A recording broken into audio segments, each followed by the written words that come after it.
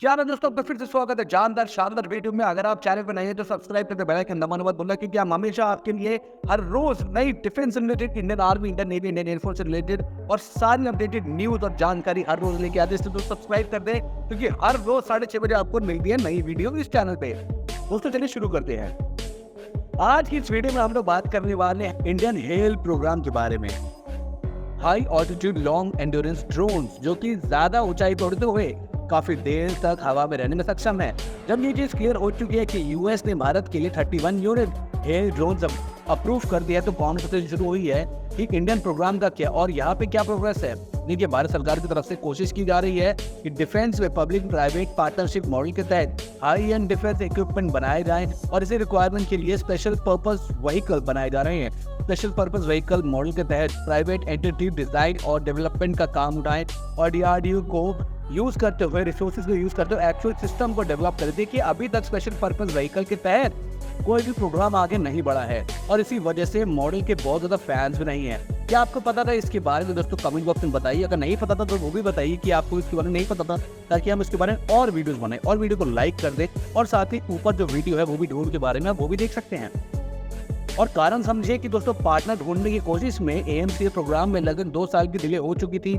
ऐसा ही कुछ आईएमआरएस प्रोग्राम के साथ में हुआ था, लेकिन वहां पर डिले और ज्यादा है और अब हेल प्रोग्राम को इसी मॉडल के तहत बनाने की बात कही जा रही है।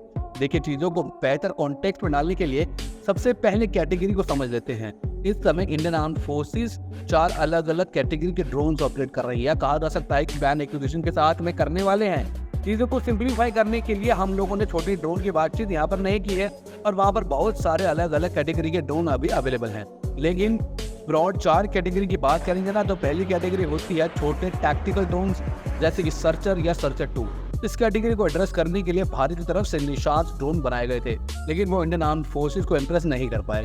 निशांत का वील्ड वेरिएंट भी बनाया गया है, जिसको पंछी कहा जाता है। लेकिन फिर बात है कि और बड़े ड्रोन्स की बनाने की आवश्यकता है, जो दूसरी कैटेगरी यानी कि एरन कैटेगरी को एड्रेस कर सके। ये भी टैक्टिकल ड्रोन्स है, लेकिन ज्यादा ऑल्टीट्यूड पर जाने में सक्षम होती है। साथ ही इनकी एंड्योरेंस भी कंपैरेटिवली ज्यादा होती है। आईएआई की कैटलॉग में बड़ा चढ़ा के कहा जाता है कि सर्चर ड्रोन 18 घंटे तक हवा में रह सकते हैं और हेरन 45 घंटे तक, लेकिन रियलिटी की नंबर आधे से भी कम है। तीसरी कैटेगरी के ड्रोन जो actual medium altitude long endurance drones हैं, और इस कैटेगरी को एड्रेस करने के लिए हेरॉन मार्क 2 और हार्रिस 900 को एक्वायर किया गया है। और आने वाले समय में भारत की तरफ से इसी कैटेगरी को एड्रेस करने के लिए आर्चर एनजी ड्रोन बनाए जाएंगे। अपडेट के हिसाब से आने वाले 2-3 महीने के अंदर इसकी पहली उड़ान होनी है और इसके बाद टेस्टिंग प्रोसीजर शुरू होगा। इसके बाद वाली कैटेगरी है हेल ड्रोन, यानी high altitude long endurance drone. आने वाले MQ-9 भी इसी कैटेगरी के ड्रोन है, लेकिन डीआरडीओ की तरफ से एक ऐसा ही प्लान ओवर किया गया था, जिसके रिस्पांस में भारत सरकार की तरफ से कहा गया है कि ये ड्रोन स्पेशल पर्पस व्हीकल के तहत बनाए जाएंगे, जहाँ पर design and development private sector company करेगी, जो भारत सरकार फंड करेगी। ये प्राइवेट सेक्टर कंपनी डीआरडीओ को एज ए रिसोर्स यूज करेगी, लेकिन डिजाइन एंड डेवलपमेंट उनको लीड करना पड़ेगा। प्रोटोटाइप डेवलपमेंट की कॉस्ट भारत सरकार बेयर करेगी और इसी वजह से बाहर से अगर देखा जाए तो एक अच्छी अपॉर्चुनिटी दिखाई देगी। इसके रिस्पॉन्स में अभी तक केवल टाटा सामने निकल के आई है और उनकी तरफ से कहा गया है कि वो हेल ड्रोन बनाना चाहते हैं। टाटा की तरफ से कुछ समय पहले ग्रॉप G180 के इंटेलेक्चुअल प्रॉपर्टी राइट्स एक्वायर किए गए थे और ये जर्मन जेट अभी टेस्टिंग के फाइनल स्टेजेस में है। टाटा का आइडिया है कि इसी प्लेटफॉर्म को मॉडिफाई करके ISIR जेट बनाया जाएगा और ये प्लेटफॉर्म 45,000 फीट की ऑल्टीट्यूड पर जाने में सक्षम भी होगा। लेकिन जो चीज़ यहाँ पे क्वेश्चन उठा रही है वो है एंड्योरेंस।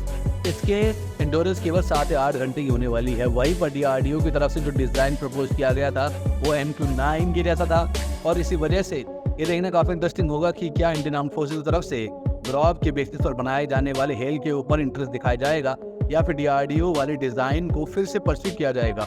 ओवरऑल 31 MQ-9 भी आने के बाद या थोड़ा ब्रीदिंग स्पेस भारतीय सेनाओं को जरूर मिलेगा और इस ब्रीदिंग स्पेस का प्रयोग करते हुए जल्द से जल्द भारत सरकार को इंडिजीनियस हेल ड्रोन प्रोग्राम को आगे बढ़ाना पड़ेगा।